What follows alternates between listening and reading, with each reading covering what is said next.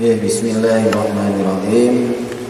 Kemarin memandikan jenazah sudah, mengkafani sudah. Sekarang kewajiban yang ketiga untuk jenazah, yaitu mensolati. Seperti kemarin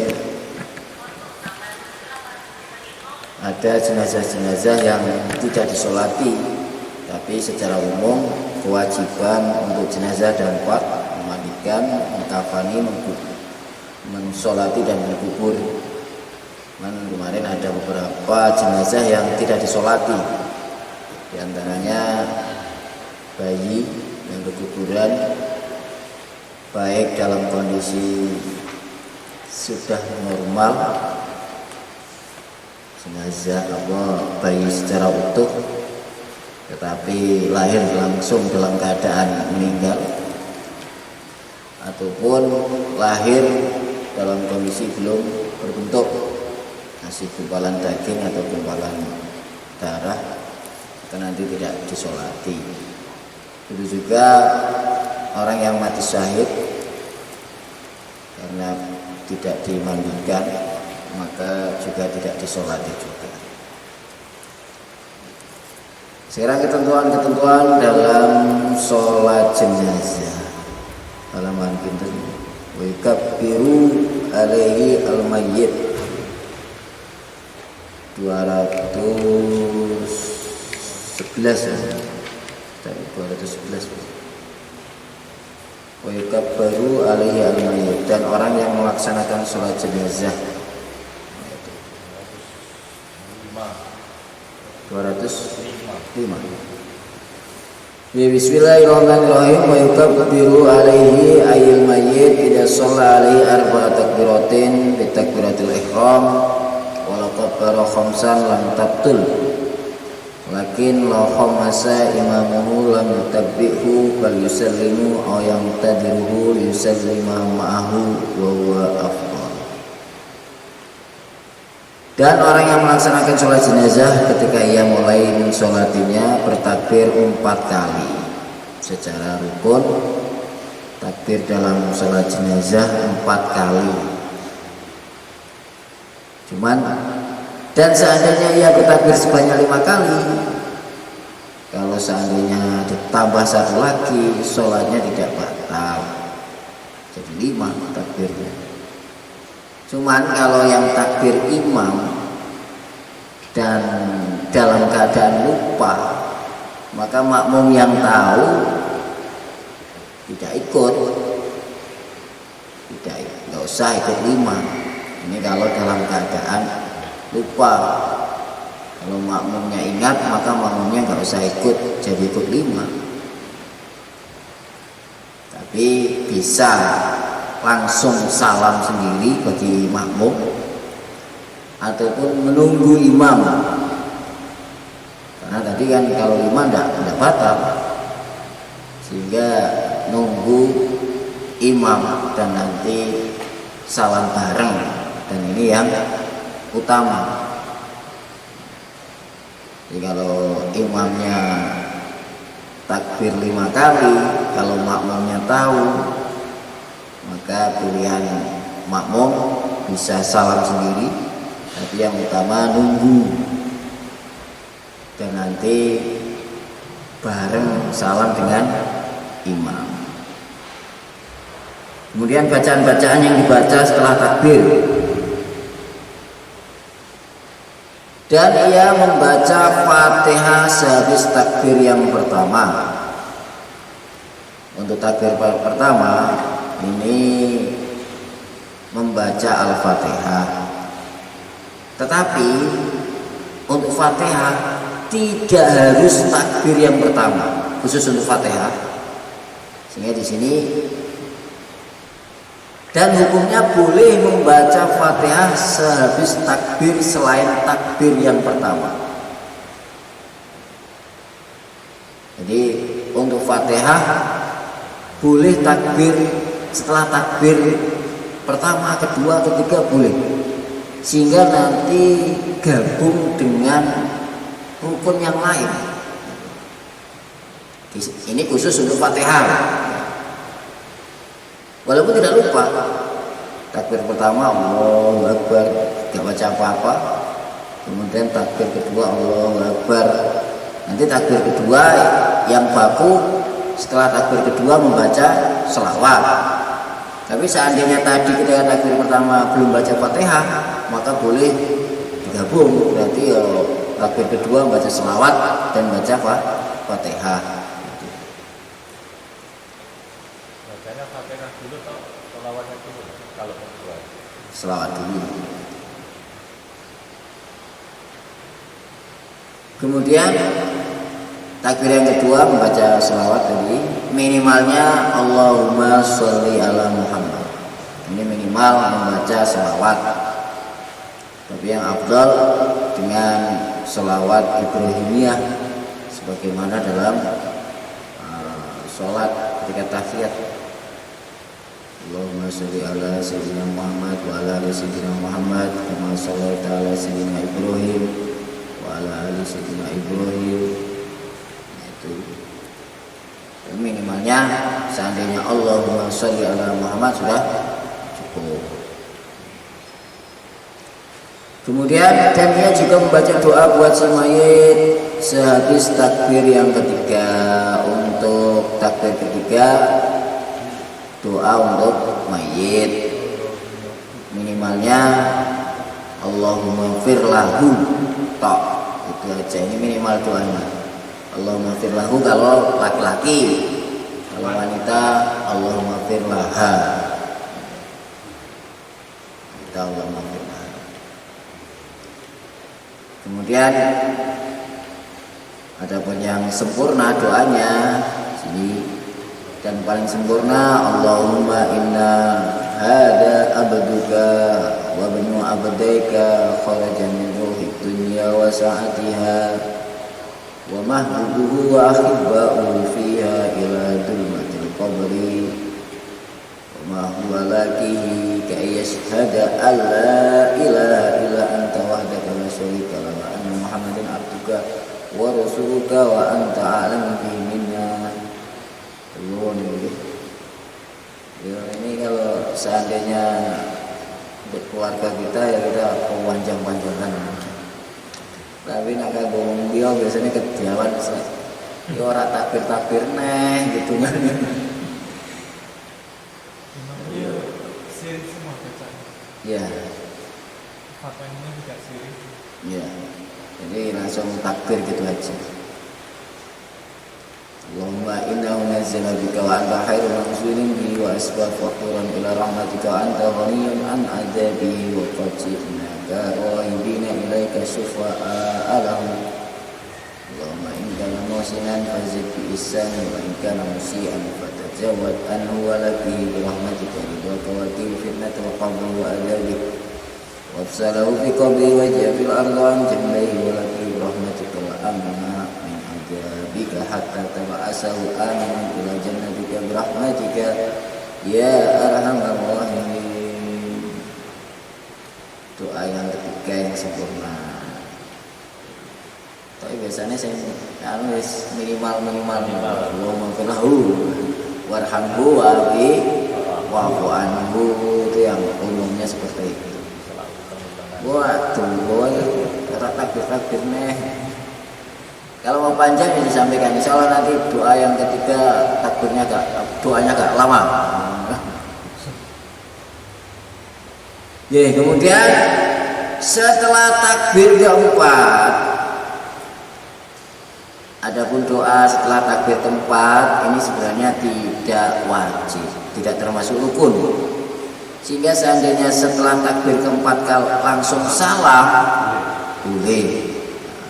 Cuman seandainya mau dikasih doa, sini doa untuk keluarga si mayit supaya diberi ketabahan, tidak menimbulkan fitnah setelah kematiannya si mayit. Yang bunyi Allahumma la tahrimna ajrahu wa la taftina ba'dahu wa ghfir lana wa lahu. Tapi ini bunyinya sunnah. Jadi yang wajib doa setelah takbir yang ketiga, yaitu doa untuk mayit, minimalnya Allahumma fir lahu. Kemudian setelah doa, setelah takbir keempat, kalau seandainya mau ada doa, yaitu salam.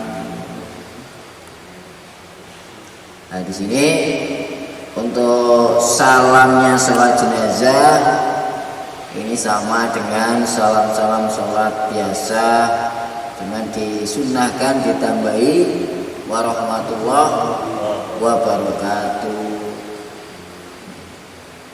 Di sini. Dan orang yang melaksanakan salat mayat itu dalam mengucapkan salam setelah takbir keempat kalinya. Ucapan salam di sini adalah seperti ucapan salam di dalam salat selain salat jenazah, baik dalam hal tata caranya, berucap salam dan bilangannya, tetapi sunnah menambahi kata warahmatullahi wabarakatuh. Nah, salat jenazah. Adapun niat sholatnya ini karena termasuk dihitung sholat fardu, walaupun fardu kifayah, maka sebagaimana dalam sholat fardu harus mengumpulkan 3 hal, yaitu yang pertama usolli, niat sholatnya, kemudian kefarduan, kemudian jenisnya yaitu jenazahnya. Sehingga kalau kita bukan minimalnya usolli fardhu ala hadal mayyiti, ini minimal ya, minimal untuk sholat jenazah harus ada 3 ini, walaupun kifayahnya nggak disebut, penting fardunya usolli fardhu ala hadal mayyiti kalau laki-laki. Kalau wanita ya usolli fardhu ala hadihil mayyitati.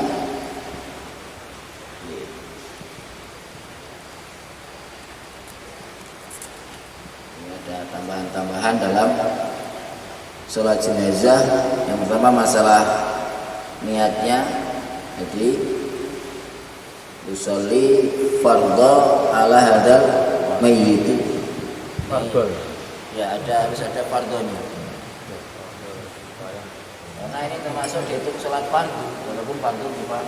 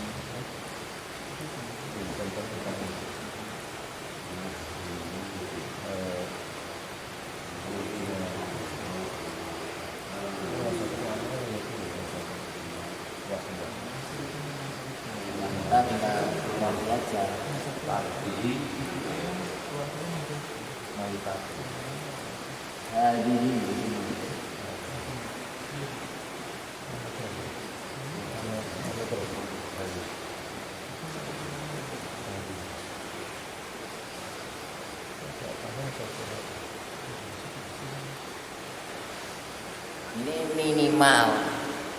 Kalau yang maksimalnya yang biasa kita usolli fardhu ala hadil mayyiti arba'a takbiratin mustaqbilatin. Ada minimalnya ini. Minimal. Ya. Jadi usolli al fardhu kemudian ala hadal mayyiti kalau laki-laki. Kalau wanita usolli fardhu ala hadhil mayyitati. Namanya tidak wajib ditentukan. Nggak pakai nama nggak apa? Nggak pakai nama tidak apa-apa. Cuman kalau sholat ghaib nanti Kalau sholat gaib, kalau ini sholat hadir ya, sholat yang mayatnya ada, baik dalam kubur ataupun belum dikubur. Jadi datang sudah terlambat, mayatnya sudah dikubur, kemudian sholat di atas kuburan, nanti pakai ini ala hadal mayiti ataupun ala hadihil mayitati. Tapi kalau sholat gaib nanti harganya dihilangkan. Kalau sholat gaib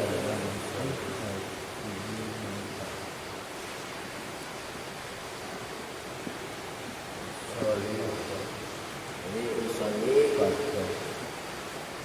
fardhu alal mayyiti langsung. Kalau laki-laki alal mayyiti ditambah al-ghaibi. Mayyiti al-ghaibi. Usolli dengar kabar saudara di Aceh meninggal. Mau ke sana jauh, salat gaib. Usolil fardhu alal mayyiti, gak seperti ada. Kalau ada kan ini artinya, ya mayitnya nggak ada, ini yang mana? Ininya jauh di sana. Kalau alal mayyiti al ghaib. Kalau wanita alal mayyitati al ghaibati. Al ghaibati. Al ghaibati.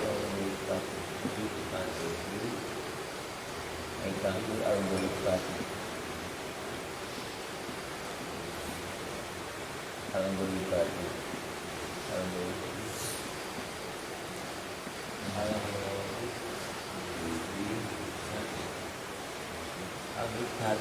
al-ghaibati al-ghaibati al-ghaibati usolli al-fardhu al-mayyiti atau al-mayyitati al-ghaibati, al-mayyiti al-ghaibati. Tapi kalau kita jadi makmum, kita nggak tahu ini laki-laki atau wanita mayitnya, pokoknya ada sholat mayit, kita jadi makmum, maka nanti niatnya ikut imam aja. Jadi kalau bahasa Arabnya usolli alaman sholla alaihi imam. Kita nggak tahu, pokoknya penting sholat. Usolli alaman sholat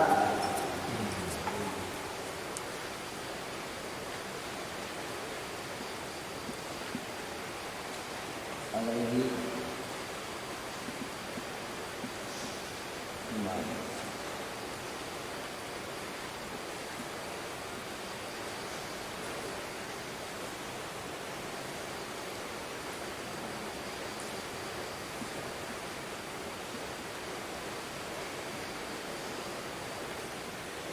Imam ya. Usolli alaman sholla alaihi imam.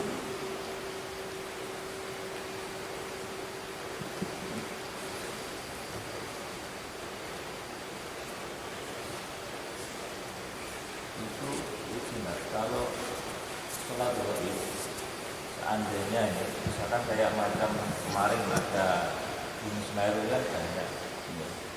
Terus kita ini arahnya misalkan pada saudara yang satu itu apa disebut namanya atau perlu?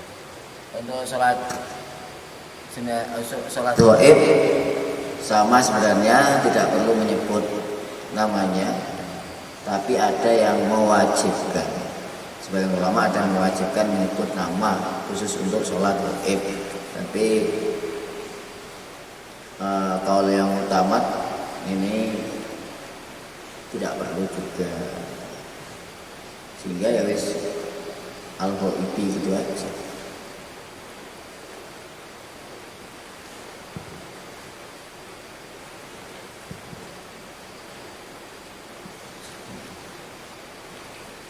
Ini kalau mayatnya satu, nanti kalau mayatnya banyak seperti korban bencana. Kalau kita mau sholatin semua ada masalah. Usolli alal amwat gitu. Usolli alal amwat al-ghaibat atau usolli alal mauta. Kalau mayitnya banyak usolli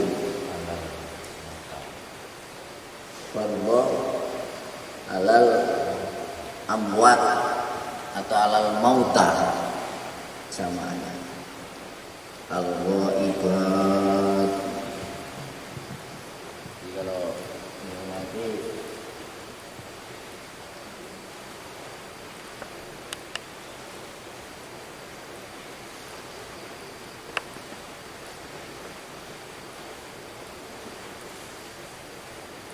alal amwat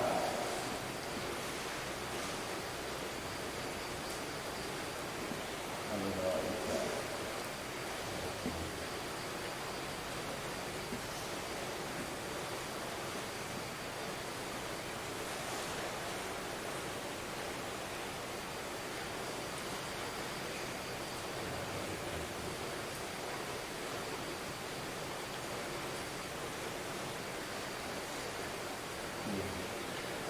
Sholat. Lah batasan orang yang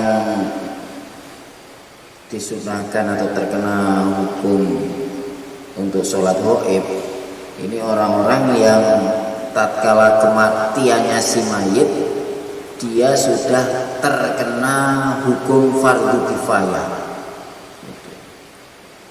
Seandainya dulu kematian orang yang akan kita sholati terjadi dalam kondisi kita masih kecil, belum terkena hukum fardu kifayah, maka kita tidak bisa sholat gaib karena ketika itu kita belum terkena kefarduan.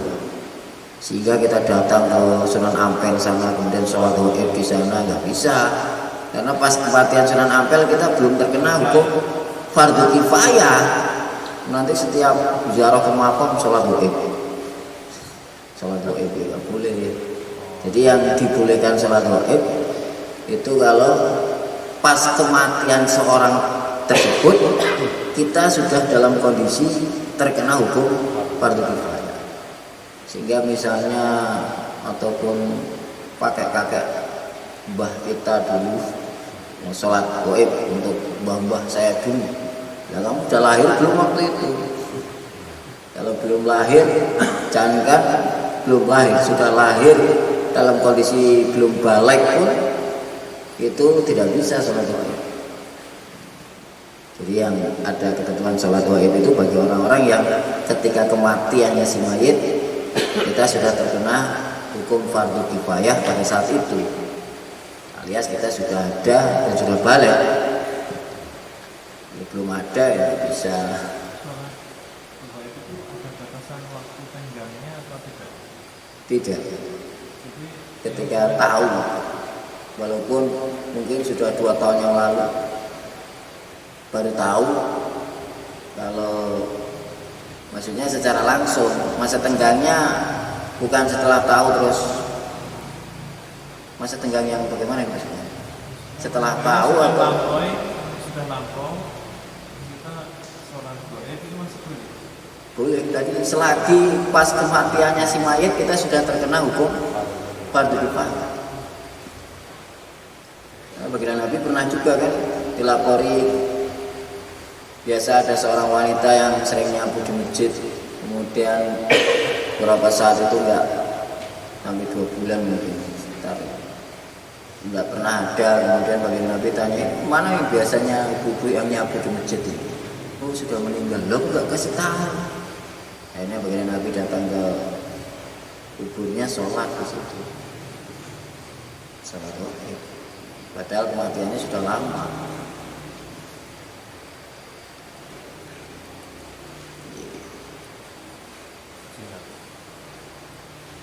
Apakah mungkin sholat jenazah ini kan sifatnya wajib untuk yang masih hidup yang menjalankan sholat hukumnya wajib. Adapun kalau untuk mayatnya sendiri, maka itu ada mungkin pahalanya atau apa? Ya dari pahala tentu ada, karena maknanya sholat itu kan doa untuk mayat. Sholat itu kan isinya di situ banyak mendoakan, sehingga tambah banyak orang yang menyolati, tambah dapat ampunan bagi si mayat. Sehingga dianjurkan dibikin 3 shop. Jadi 40 orang itu ada fadilah tersendiri untuk sholat jenazah itu, nunggu sampai 40 orang. Bahkan ada yang mengatakan sampai 100 orang. Kemudian dengan 3 shop, dijadikan 3 shop, ini juga ada fadilah tersendiri, akan dihapus daripada doa-doanya si mayit, dosa-dosanya si mayit. Di sini ada hadisnya, man suliya alaihi salatu sufuk faqad aujaba ay ghufira lahu. Barang siapa yang sholat jenazah disolati sampai 3 shop, maka sungguh dosa-dosanya akan diampuni. Sehingga walaupun orangnya 6 orang, makmumnya 6 orang, dijadikan 3 shop, sehingga 2 gitu. Bahkan menurut sebagian ulama kalau makmumnya 3 pun ini juga dijadikan 3 shop, berarti satu-satu kayak kereta api. Karena dengan 3 shop itu ada fadilah tersendiri. Tapi untuk diakhirkan sholat jenazah karena menunggu banyaknya orang sholat, ini ada yang mengatakan tidak sunnah, karena perintahnya kalau jenazah itu untuk dipercepat pengurusannya. Cuman sebagian ulama ada yang menganjurkan untuk ditunggu minimalnya 100 atau 40 orang. Kalau memang bisa diharapkan akan hadir sebanyak itu, berarti minimal 40 orang. Karena dengan 40 orang ataupun 100 orang, sini hadisnya 100 ini, disolati 100 orang, dan seandainya semua orang itu memintakan syafaat untuk si mayit, maka syafaatnya akan diterima. Kalau 40 orang kan mesti di antara 4 Islam yang berkumpul, nanti salah satunya mesti ada wali Allah yang dua-duanya akan diterima. Sehingga mementingkan, sebagian ulama mementingkan untuk menunggu minimalnya sampai 40 orang, sehingga setidaknya ada 1 orang yang doanya diterima oleh Allah. Karena memang ada hadis kalau 40 orang Islam yang berkumpul itu nanti mesti salah satu di situ ada wali Allah yang tidak diketahui siapa walinya. Itulah yang doanya akan makbul, sehingga ada jaminan doa makbul. Jadi kalau seandainya diharapkan akan hadir 40 orang atau 100 orang, ditunggu. Tapi kalau nggak diharapkan ada hadir orang lagi, maka ya dipercepat aja. Setidaknya dijadikan 3 shop. Berapa orang saja dijadikan 3 shop. Karena dengan 3 shop tadi ada fadilah tersendiri, akan menyebabkan dosa-dosanya si mayat akan diampuni.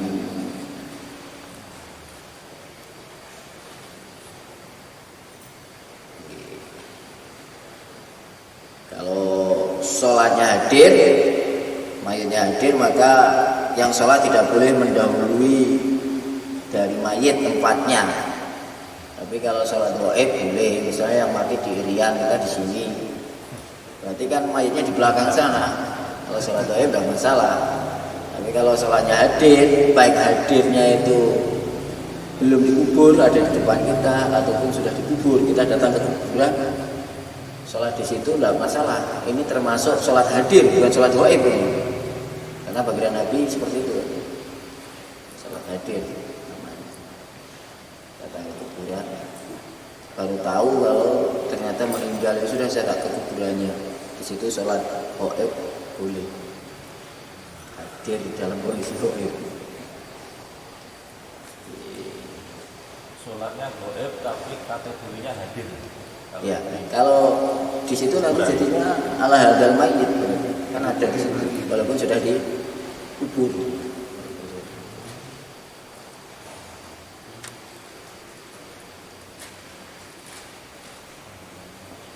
Kalau seandainya kita sudah sholat gaib tadi, kemudian ada lagi datang, maka nanti disunahkan ikut lagi. Tapi nanti kalau bagi yang datang dalam kondisi sudah disolati secara rame-rame, kalau kita mau mensolati jenazah terlambat, maka sunnahnya setelah dikubur. Jadinya sholatnya hadir dalam kuburan. Kalau kita datang takziah dalam kondisi jenazah sudah disolati secara berjamaah, nanti kita sunnahnya yang afdol sholatnya nanti setelah dikubur seperti bagian yang tadi. Sholatnya di makam. Iya, di makam. Ini di kampung kan susah. Di kampung susah. Biasanya sholatnya bergilir. Karena tempatnya enggak ditutup biasanya. Rumahnya ada. Tapi kalau di Jawa Tengah itu sholatnya nggak di rumah, jadi di masjid. Kalau di sini kan di rumah, sehingga sholat itu nggak nunggu orang banyak, jadi teko sholat. Tapi aslinya sing afdol itu kalau sudah ada yang menyolati, nanti bagi kloter berikutnya itu afdolnya itu sholatnya setelah dikubur malah. Sehingga kalau di Jawa Tengah itu sholat itu bubar kabeh ketika digotong ke masjid, dari rumah ke masjid, kemudian baru ke makam. Jadi sing sholat langsung jadi satu. Kalau di Temboro juga di masjid di Temboro. Kalau di Winong di rumah. Nah, ini yang jadi sholatnya paketan.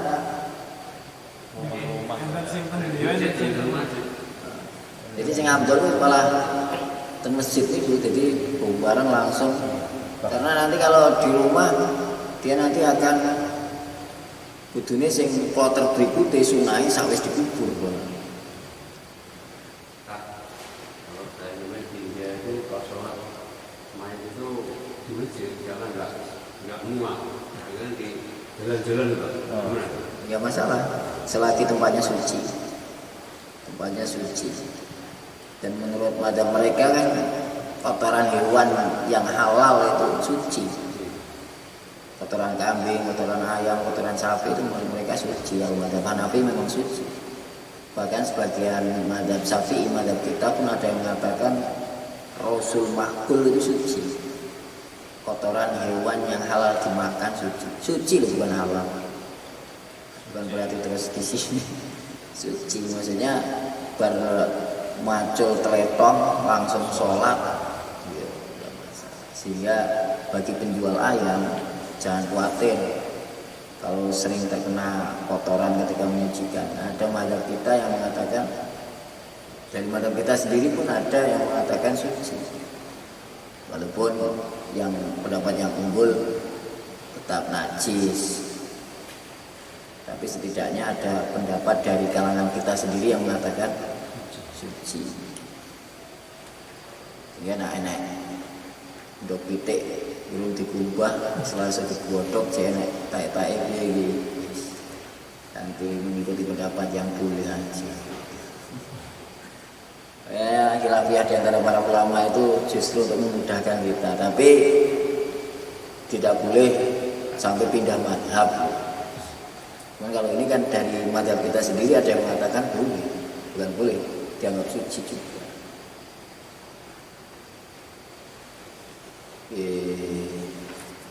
Ada lagi masalah kaitan dengan sholat.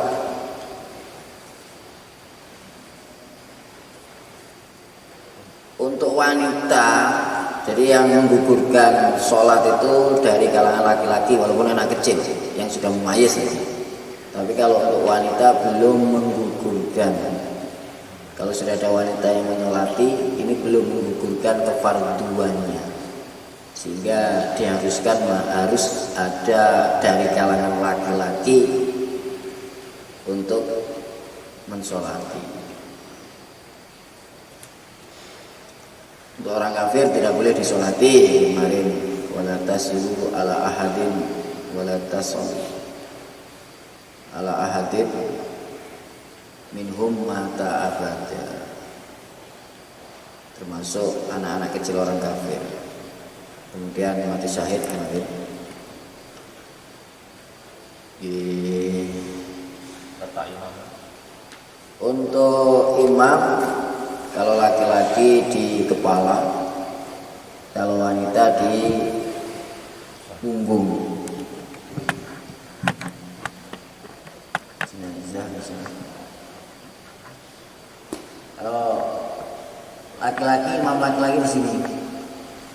Tapi disunahkan ini sebagian besar pipinya mayit ini berada di sebelah kanannya imam. Jadi tidak di pas kepala sini, agak sini, supaya pipinya berada di sebelah kanan. Kalau wanita sini.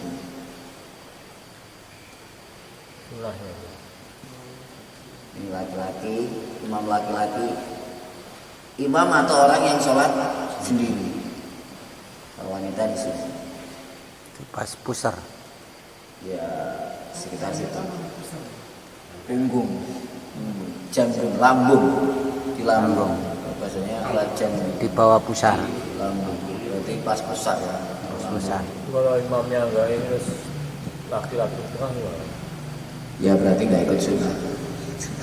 Berarti Saja. Sah enggak? Sunnah. tapi kebanyakan di masyarakat gitu. Ustaz. Iya. Neng Enggak paham. laki-laki atau wanita sepodo. Laki-laki sama, perempuan sama. Pokoknya nang tengah terus baris ngono. Ujine kudu Urung belajar berarti.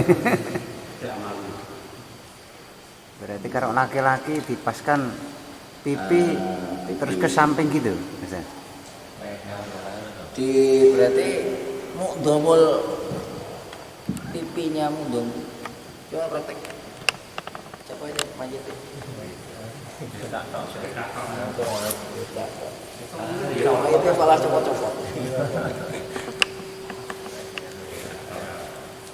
Ya di leher, di kepala nanti ada kepala di utara. Ini pipinya ya pas leher tadi ya. Pipi di sebelah kanan, enggak begini. Pipinya di sebelah kanannya imam. Ini kalau jenazah laki-laki. Terus jamaahnya di mana, Ustaz? Oh, berarti jamaahnya ke kanan kiri sini. Kanan kiri. Kalau wanita Oh, gitu. lambung. Tapi kebanyakan kan di tengah semua gini. Laki-laki atau wanita? Laki-laki atau ini yang saya lihat itu. Jadi kalau kita jadi imam, kalau atau sampai kanan.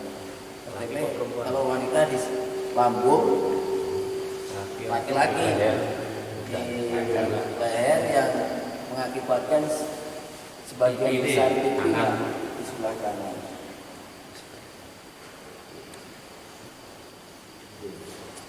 Tapi terkadang itu repotnya lagi itu, Ustaz. Jadi mayat itu sudah nggak kelihatan, ditutup itu lagi. Ya, perkiraan. Lagi.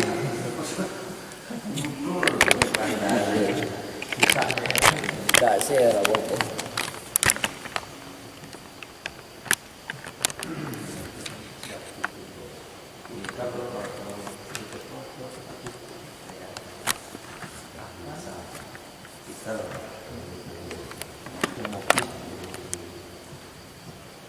Alhamdulillah, inilah sedikit bagaimana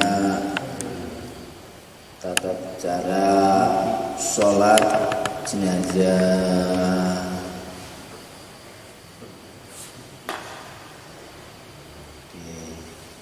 lagi masalah sholat jenazah. Lanjut apa sampun? Lanjut. Aku dilanjut mengubur ini. Tinggal satu di antara kewajiban yang terakhir bagi jenazah setelah mensolati yaitu mengubur. Ini wa yudfanu mayit fil lahdin mustaqbilal qiblat. Nanti bentuk kubur ada dua, ada namanya lahat. Kemudian ada namanya syak. Untuk lahat ini dengan diwowongi jadi gua. Dan ini biasanya untuk tanah-tanah yang keras.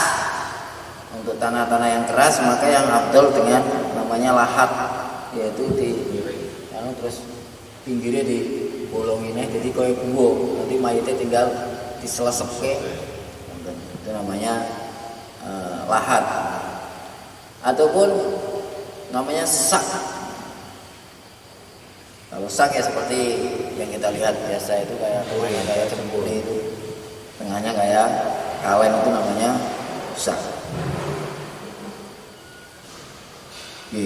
Kemudian posisi mayat ketika mau dikubur ini disunahkan di sebelah selatan masjid, di sebelah selatan kubur, di sebelah selatan kubur, sehingga nanti yang dikeluarkan kepala terlebih dahulu, itu juga yang dimasukkan ke kubur itu kepala terlebih dahulu. Jadi nanti menjalar, bukan gini, tapi gini.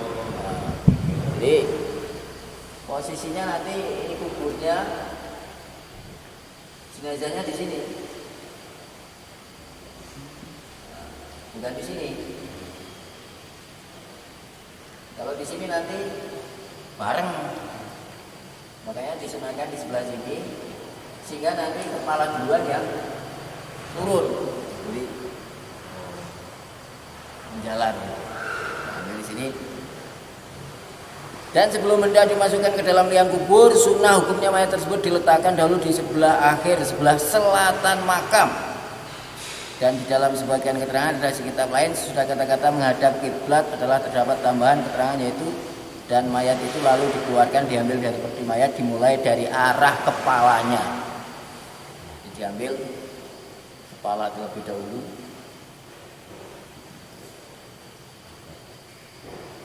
Dengan pelan-pelan, tidak boleh dengan cara yang kasar. Nah, kemudian di sini, dan bagi orang yang menerima di bawah, yang menaruh, disunahkan membaca Bismillah wa ala millati Rasulillah. Yang membaca doa Bismillah wa ala millati Rasulillah. Nanti di sini fadilahnya termasuk akan menghapuskan dosa-dosa si mayit, ya, misalnya selama 40 tahun.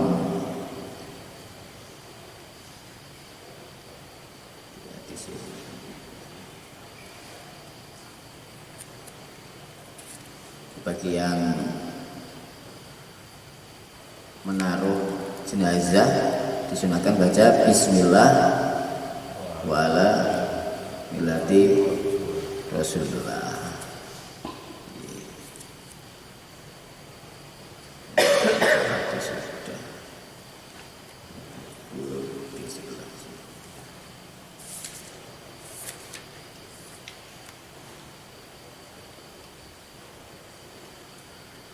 Untuk menghadap ke kiblat hukumnya wajib, sehingga kalau ada mayit dikubur tidak menghadap kiblat, wajib dibongkar lagi untuk dihadapkan kiblat.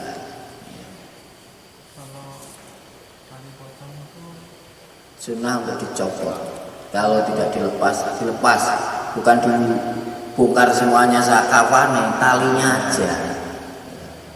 Untuk talinya disunahkan dilepas ketika dikubur. Lah menghadap kiblat wajib, sedangkan pipinya seperti kemarin sunnah untuk ditempelkan, sehingga kalau nggak ada udzur ini makruh menggunakan peti, karena dengan adanya peti menghalangi pipi untuk nempel di tanah.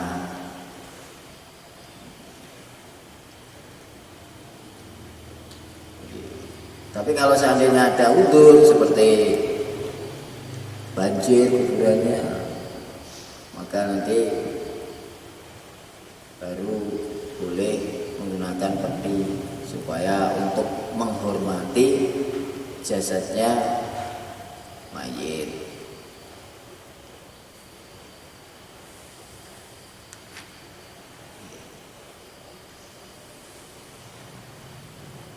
Kemudian termasuk amalan setelah dikubur, orang-orang yang di sekitar kubur disunahkan untuk melemparkan gumpalan-gumpalan kerikil ataupun dari tanah-tanah yang digumpal itu 3 kali ke arah kubur bagi orang yang dekat. Nanti kalau yang jauh ya kena depannya.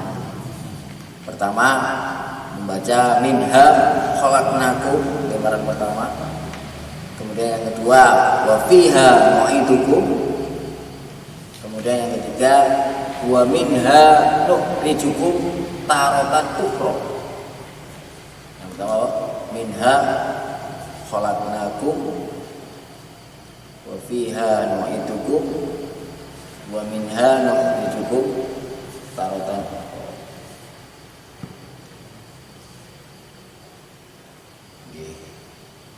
Yang maksimal untuk kubur ini dalamnya setinggi orang berdiri ditambah lambean tangan. Tapi minimalnya yang penting sudah aman dari bau yang keluar ataupun aman dari binatang buas yang mau memangsa.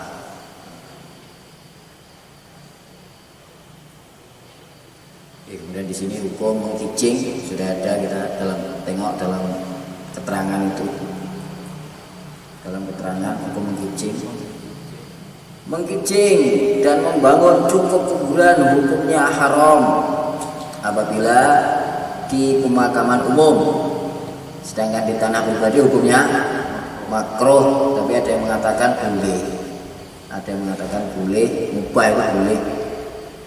Kemudian yang kedua, keharaman itu kalau bukan makam ulama ataupun para wali. Untuk makam ulama atau para wali ini boleh. Kemudian setelahnya hukum menangisi jenazah. Secara umum boleh, dengan syarat di sini tidak sampai teriak-teriak ataupun nyobek-nyobek, memukul-mukul kepala, membenturkan ke dinding. Kalau seperti itu nanti haram. Kalau sekedar nangis boleh.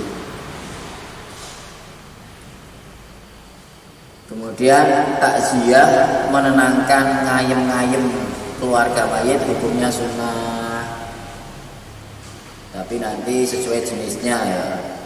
Nanti kalau laki-laki nggak boleh mentakziahi perawan. Sing diem-diem anak wedok. Ini ada maksud. Sampai 3 hari. Secara umum kesunahan takziah sampai 3 hari setelah kematiannya, setelah dikubur. Tapi kalau jauh jaraknya atau ada udzur untuk datang sehingga sampai melebihi 3 hari, ya tetap disunahkan bagi dia. Itu dengan mendoakan supaya janji-janji pahala dan dapat ampunan. Kemudian secara umum mengkubur 2 jenazah dalam satu kuburan tidak boleh. Tapi kalau ada hajat seperti yang mati banyak, tsunami, sehingga satu lubang habis sak kamote, nah ini tidak masalah. Jangan terus mentang-mentang si hidup semati pasangan setia akhirnya kuburnya juga jadi satu, ini tidak boleh kalau tidak ada hajat. Nah, di sini ada ini hukumnya dalam keterangan menggunakan peti, hukumnya makruh kecuali dibutuhkan seperti tanah kuburan lembab atau mudah rontok, longsor dan sebagainya. Ya, alhamdulillah bab jenazah sudah selesai. Semoga nanti kita kalau jadi perawat jenazah usaha semaksimal mungkin sehingga si jenazah dapat pahala yang selayaknya. Jadi kalau nggak dirawat sebaik-baiknya seharusnya dapat pahala banyak, dapat menggugurkan dosa banyak, akhirnya terbatas gara-gara perawatannya tidak sempurna. Misalkan sudah mati nggak sempurna meneh, ini sangat disayangkan. Sudah mati sekali nggak bisa diulangi lagi. Makanya insyaallah ya, kita sempurnakan dalam perawatan jenazah sehingga para jenazah itu mendapat haknya yang semestinya. Kalau takziah itu sunahnya sampai 3 hari ya? Ya, waktunya. Atau orang 7 hari atau apa? Ya, kalau ada hajat, ada udzur nggak bisa datang misalnya jauh dan sebagainya, maka bagi dia tetap disunahkan walaupun lebih dari 3 hari. Sunah. Ya. Tapi kalau nggak ada hajat, sunahnya 3 hari atas nama takziah. Tapi kalau atas nama silaturahmi, menyenangkan hati orang Islam, ya kapan saja boleh. Tapi sudah tidak atas nama takziah sudah. Kalau atas nama takziah untuk mendapatkan kesunahan takziah secara khusus, ya dengan 3 hari setelah pemakaman. Yang pertama tentang urut-urutan tadi. Bias ini logika di masyarakat. Biasanya kita ini takziah, namun si jenazah ini kan belum dimandikan, belum dilapani. Biasanya kita mau dinasi. Boleh nggak kita mensolati? Artinya Kalau sebelum dimandikan nggak boleh. Jadi mensolati itu setelah dimandikan. wajibnya Setelah dimandikan. Karena kalau belum dimandikan kan belum suci. Dimandikan dan adapun dikafani atau belum itu ada khilaf. Ada yang mengatakan ya harus dikafani juga. Ada yang mengatakan yang penting sudah dimandikan walaupun belum dikafani. Ini ada yang boleh. yang kedua untuk bahasa disegerakan itu batas waktunya mungkin untuk sebagai acuan barangkali. Kalau untuk batas waktu secara realnya nggak ada. Yang penting termasuk kriteria dan cepet-cepet kalau sudah siap semuanya. Kalau misalnya matinya malam, untuk gali malam nggak bisa ya, berarti tidak terkena hukum mengundur-mundur. Jadi dipercepat kalau memang sudah siap dan memungkinkan. Karena supaya nanti kalau seandainya dia termasuk mayit yang beriman, supaya cepat dapat pahala, dapat nikmat sehingga bisa tidur nyenyak seperti pengantin baru di kuburan. Kalau seandainya dia mayat yang tidak beriman, supaya kita tidak tertular, terkena adab yang ganggang di kuburan. Itu. Sekarang banyak yang dilangsungkan. Iya, dilanjutkan. Nah, itu memang kalau memungkinkan memang yang paling utama dengan dipercepat. Kemarin di Mendo meninggal jam 9, Langsung. 11 langsung. Nah, sekarang di Winong biasanya seperti itu, di Nepke itu jarang. Kecuali kalau mau menunggu pun yang diperbolehkan menunggu wali. Kalau selain wali, Minggu kerabat nggak boleh anak. wali. Semoga Allah Subhanahu wa taala terima dan berikan kepahaman seamal ala diniyah wa kulliyatin sholihah. Al-Fatihah. Alhamdulillah minasyaitonir bismillahirrahmanirrahim. Ya rabbil alamin. Subhanallah, subhanallah, asyhadu an la ilaha illa anta, astaghfiruka wa atubu ilaik. Assalamualaikum warahmatullahi wabarakatuh. Waalaikumsalam warahmatullahi wabarakatuh. Nak memberi